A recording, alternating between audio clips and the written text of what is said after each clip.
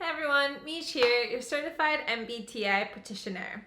Today I'm going to talk to you about the ESFP type. So the ESFP is also known as our enthusiastic improviser. So ESFP stands for extroversion, sensing, feeling, and perceiving. So today we're going to talk about an ESFP at their best, characteristics of an ESFP, how others may see you, and what your potential areas for growth and development may be. ESFP at their best is someone who's really in the moment. They love to live life in the moment. People and experiences are very important to them. You'll see them as being quite impulsive and just letting the wind take them. And you'll see that they don't really like rules. So these are rule breakers. They're people who don't like to be put into a box or given too structured of a routine. Again, they really like to be more on the spontaneous side. They're really big team players, they're team oriented, and they love working within groups of people.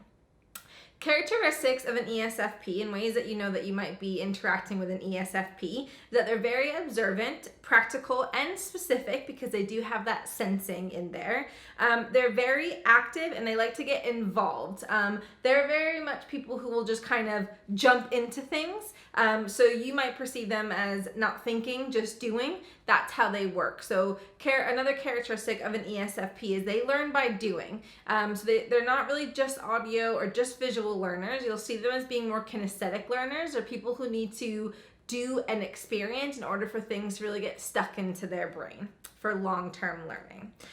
You'll also see that they really love people and new experiences. They're very generous and optimistic. And they're warm and sympathetic because they have that feeling, peace, sympathy, empathy, and really getting to know those people that they're working with is very important for an ESFP.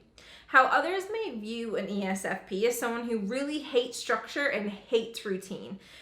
So if you're working with an ESFP, making sure you're not making their life too routine or too structured, or you will see them get a little bit stressed out in that type of environment. They very seldom plan ahead because they have the P or the perceiving. So really scheduling things out, again, not their strength.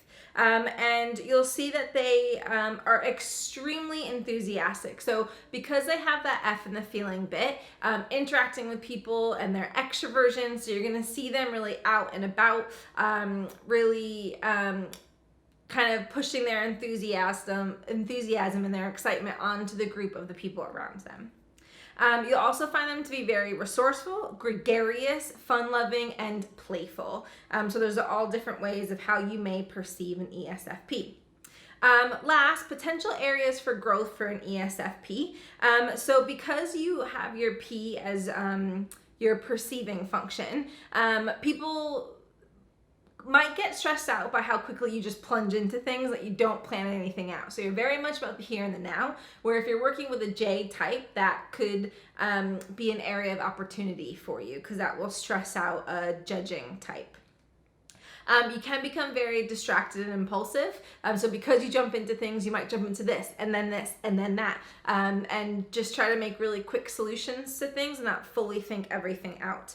So your most developed function is your sensing. So the here and the now is a strength of yours. You then have your second function is your feeling. You then have your third function is your thinking, and your least developed function is your intuition. So that bigger picture thinking might be a little bit difficult for you.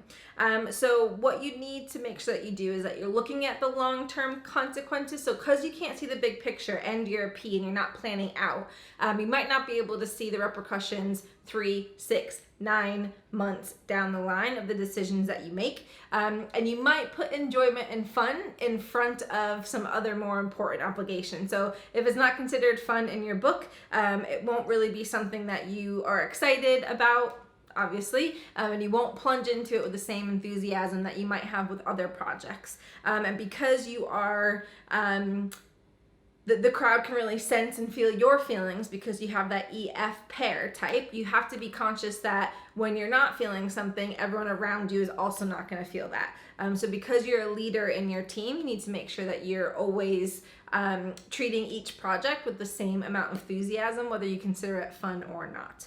And then last but not least, what I would say, another bit of development for an ESFP is to make sure that when you get really stressed out, that you take a minute to step back and assess what's really happening, because it's easy for you to perceive decisions that have been made directly towards yourself, if that makes sense. So say for example, there's a decision that's made, you might think that it's made because of something that you did or something that you said, and you have to be able to walk away and remove yourself from some of that decision making sometime, and not look at things too emotionally or with your F type too heavily involved in your decision making, because you might wear those consequences too heavy on your shoulders as an individual. So that is the ESFP type. I hope that allowed you to understand it just a little bit more. And if you relate to this type, please let me know in the comments below how you relate and what you're like as an ESFP. Okay, thanks everyone. We'll see you again soon. Bye.